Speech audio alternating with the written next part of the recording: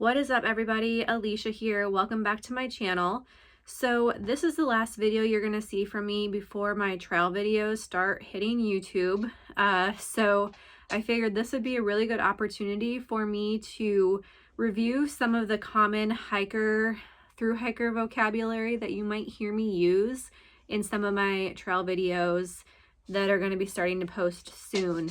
I know a lot of my subscribers that are friends, family, coworkers, whatever, aren't familiar with some of these terms and might be really confused what the heck I'm talking about in some of these future videos. So I figured this would be a really good opportunity just to give a little vocab lesson so you're not totally wondering what it is I'm talking about. So I picked some of the top terms that I wasn't really familiar with until I started really diving into this world of thru hiking. So without further ado, let's just go through them. All right, so the first three words are words that are related to like the direction that a hiker is hiking. So nobo is a phrase that's used for a hiker hiking northbound.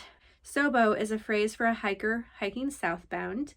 And flip-flop is a phrase for hikers that start somewhere in the middle. It doesn't even have to be the official middle. It can be anywhere on trail that's not the start or the end, north or south terminus.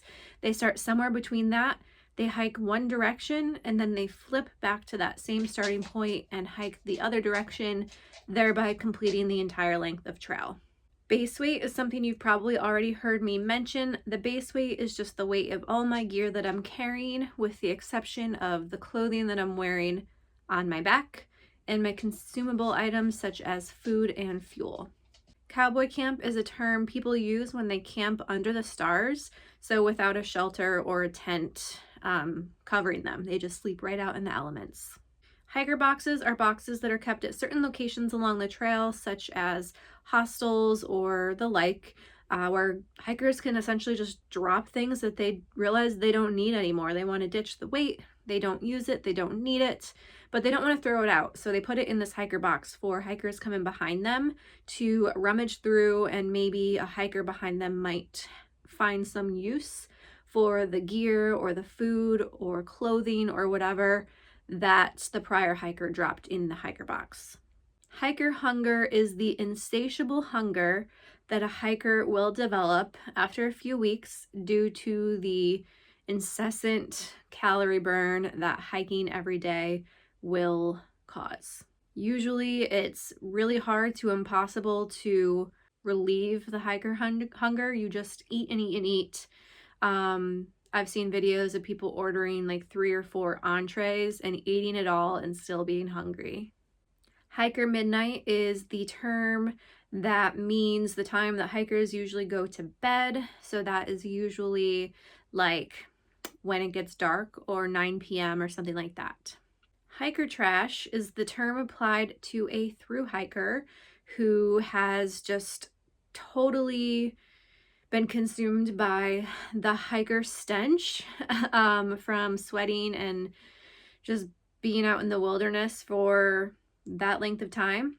And a person that just doesn't really have the same type of cares that a person in normal society has, as far as what that normal person feels is necessary to live a comfortable life.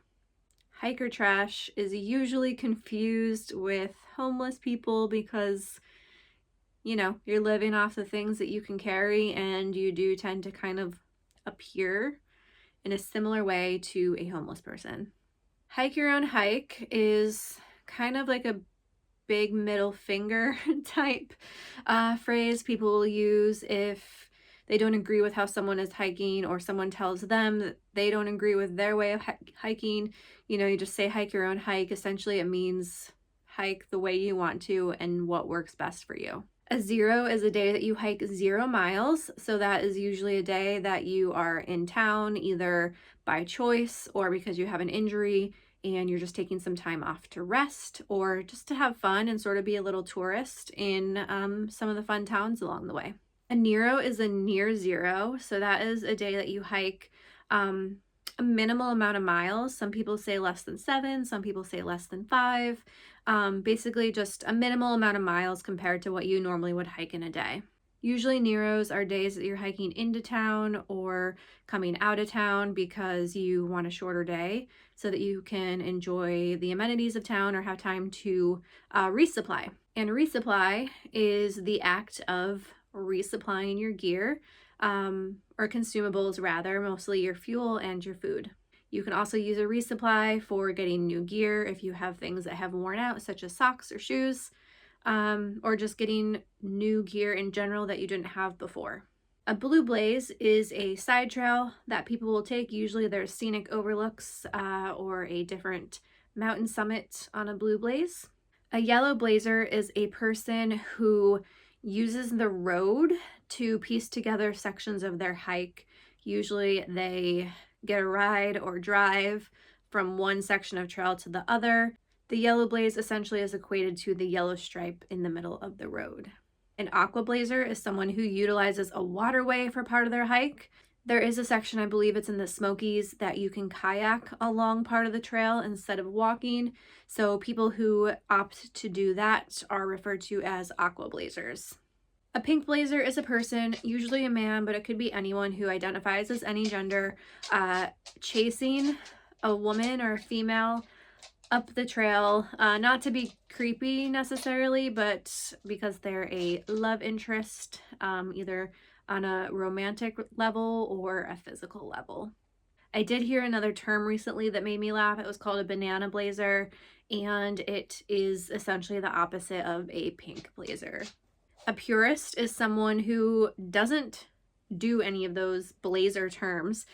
Usually a purist is very focused on hiking every single inch of trail. So they will not yellow blaze, they will not aqua blaze, and oftentimes they won't take the blue blaze side trails either, especially if those blue blazes kind of circumvent pieces of the regular trail. A slack pack is an option that people have. You can slack pack from hostels or with Trail Angels. Usually it allows you to carry only the essentials you need for that day. So you can ditch your super heavy pack and someone will meet you with your pack further up the trail or meet you to drive you back to your pack. The other benefit to slack packing is that you can generally get more miles in on a day without having to carry all that weight that you normally would carry with your big heavy pack. A stealth camp is somewhere that you camp that is not an established campsite by the trail maintainers or on a map or anything like that. It's just a spot that looks like a good campsite that wasn't called out as a good spot that you decide to set up tent. Usually stealth camping provides you with more privacy and less risk for encountering a bear because there's less people and trash around that would attract a bear. Trail magic is a random act of kindness that's provided to you, whether that be a cooler at a trail crossing or somewhere along the trail filled with beverages or food, or a person cooking meals at a parking lot that the AT crosses through. Fresh Ground is a great example of a person who provides trail magic on a regular basis. He's always driving his van up and down the trail, providing meals to thru hikers. And he just does a really great thing for the thru hiking community. So check him out, offer him up a donation if you're interested in helping out the entire thru hiking community. He's just overall a great guy and I can't wait to run into him hopefully this year. Another example of trail magic is someone offering you, like a local, offering to let you stay at their house for a meal or a shower or a bed or all of the above. A trail angel is someone who provides trail magic. Vitamin I is ibuprofen, so it's coined that term because people often start taking ibuprofen as often as they would take a daily vitamin. A vortex is a location that hikers get trapped and have a hard time leaving to get back on trail. So usually that is a hostel, a fun town, or just in general being somewhere with a group of people that they find super enjoyable. The bubble is the phrase that refers to the large group of people that start the trail around the same time. That varies from year to year, but typically the bubble for the Appalachian Trail starts at the beginning to middle of March. I was hoping to beat the bubble this year, but there's definitely going to be some sort of bubble. Oh, hi, Bubba. that I'm going to be in because there's quite a few people starting around the time I am. Oh my gosh. As well. So I'm going to be in a little bit of a bubble. There can be multiple bubbles along a trail, but usually there's one that's bigger than others. Bubbles can be good because you've got lots of people around to meet, but they can also have negative effects, causing overuse of the land and the trails, and overcapacity shelters, and issues with resupplies, or finding hotel or hostel availability in towns as well. Dry camp is a phrase referred to a campsite that you're staying at that has no access to water. Usually, if you're going to be dry camping, you have to camel up somewhere, which means to carry a lot more water than you typically would. That way you've got plenty of water at your dry camp. Tramily is a group of people that you hike with on a regular basis that you become really close to due to shared experiences and just time spent together. You stick together on trail and kind of look out for one another, and because you become so close, it's almost like they're family. Tramily equals trail family. And lastly, a triple crown is kind of an informal challenge that some people will take on to hike the 3 long distance trails in the US. So those 3 trails are the Appalachian Trail, the Pacific Crest Trail, and the Continental Divide Trail. There's not a ton of people that have done it, probably less than 1,000, I think. But it is a challenge a lot of people will aspire to achieve after their first through hike, if time and resources allow it. That's definitely something that I hope to do one day, to through hike all 3 of these. So the Appalachian Trail is just the beginning.